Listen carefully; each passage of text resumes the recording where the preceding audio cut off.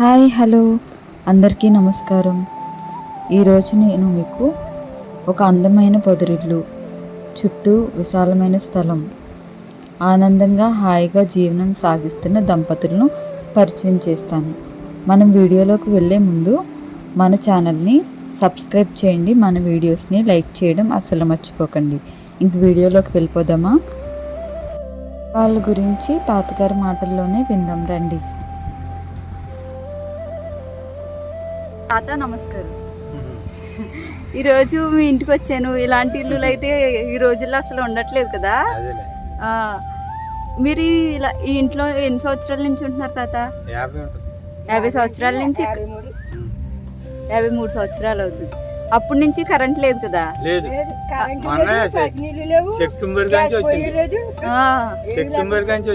September నుంచి వచ్చింది.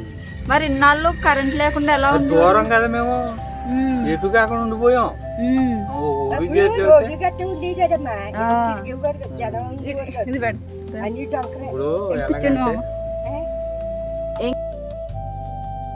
అయితే ఇప్పుడు మనం ఇంటిలోకి వెళ్ళి ఎలా ఉందో చూసేద్దాం రండి. 53 సంవత్సరాల నుంచి కరెంట్ లేకుండా ఈ చిన్న పొదరింట్లోనే వీరు జీవనం సాగిస్తున్నారు. వీరికి 3 సంతానం. వారి పెళ్ళిళ్ళు, మనుమలు అందరూ కూడా ఇదే ఇంటిలో పెరిగారంట. ప్రస్తుతం అమ్మమ్మ తాతయ్య మాత్రమే ఈ ఇంట్లో ఉంటున్నారు. అయితే వీరికి ఎలాంటి కష్టం లేకుండా హాయిగా జీవిస్తున్నామని చెప్తున్నారు. చాలా సంతోషంగా కూడా వాళ్ళు ఉన్నారు. ఇదైతే వారితో పాటు జీవిస్తున్న కోళ్ళ కోసం చిన్న ఇల్లు, చుట్టూతా పొలాలు, హాయిగా వారి జీవితం అయితే సాగుతుంది. అయితే మనం ఇప్పుడు అమ్మమ్మ గారు ఎంతో నీట్గా అలికి సున్నంతో సిల్క్ చెట్లు వేసిన వంటిల్లు చూసిద్దాం. ఈ వంటిల్లు చూడడానికి చాలా సాధారణంగా ఉంది. మనం వాడుతున్న అత్యాధునిక వస్తువులు ఏవి కూడా ఈ ఇంట్లో కనిపించవు. ఈ వంటిల్లు చూస్తే మనకి పూర్వకాలపు రోజులన్నీ కూడా గుర్తొస్తాయి. వారు అతి సాధారణమైన చాలా తక్కువ వస్తువులతోటి ఎంతో తృప్తిగా జీవనం సాగిస్తున్నామని వారు చెప్తున్నారు.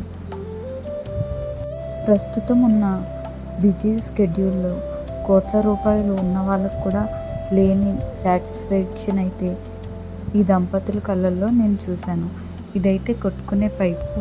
వీరి రోజువారీ అవసరాల కోసం వాటర్ వాడుకుంటారు. అమ్మమ్మ గారు అయితే ఒక ప్రస్తుతం 10-15 కోళ్ళను కూడా పెంచుతున్నారంట. మన భీమవరం కోడి పందాలకు చాలా ఫేమస్ కదా. సంక్రాంతి టైంలో అయితే చాలామంది వారి దగ్గరకు వచ్చి కోళ్ళను కూడా విక్రయిస్తారని మామగారు చెప్పారు. అయితే నేను వాళ్ళ ఇంటికి వెళ్ళినప్పుడు వాళ్ళు నన్ను ఎంతగానో అభిమానించారు, ప్రేమించారు. ఇంకా నాకు కొన్ని కోడిగుడ్లు కూడా ఇచ్చారు. నాకు వాటిని చూసి చాలా సంతోషం అనిపించింది. వాళ్ళతో నేను మాట్లాడుతున్నంతసేపు నాకు కూడా ఏదో తెలియని హాయి. రోజు ఉంటుందా?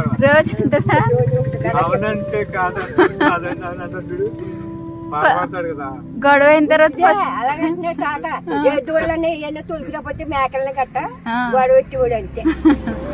మరి గొడవ అయిన తర్వాత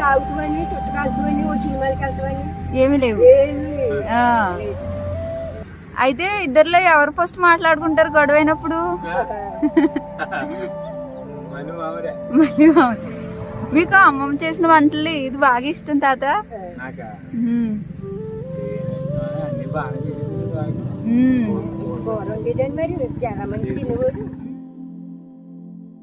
అమ్మమ్మ గారు చేసే ప్రతి వంట కూడా తాతయ్య గారికి చాలా ఇష్టం అంట.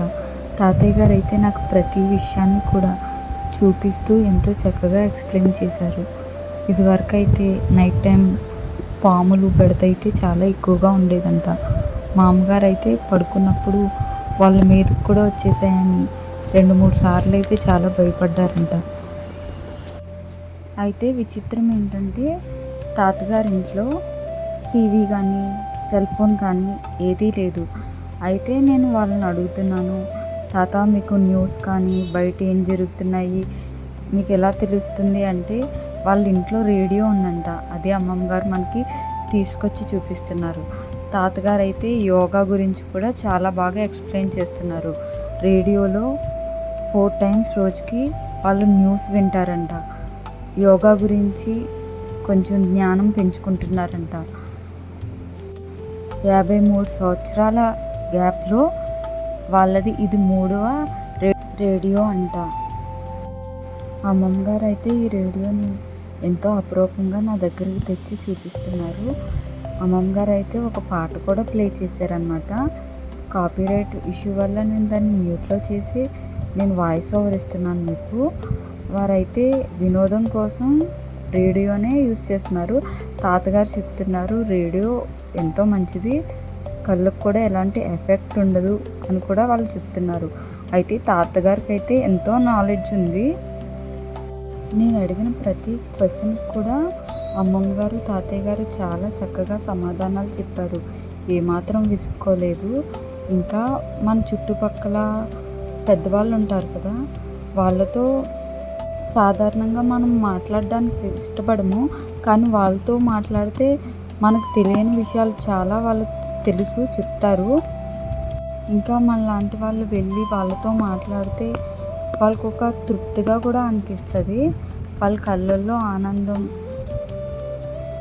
ప్రేమ, తీయటి పలకరింపు చాలా చాలా బాగా నచ్చాయి నాకు. ఎప్పుడైనా వీలు కుదిరినప్పుడు మన చుట్టుపక్కల ఉండే పెద్దవాళ్ళతో కనీసం ఒక 2-3 నిమిషాలైనా మాట్లాడండి. వారైతే చాలా హ్యాపీగా ఫీల్ అవుతారని నా opinion.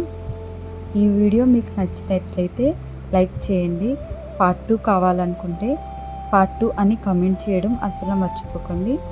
See you soon. Thank you all. Bye bye.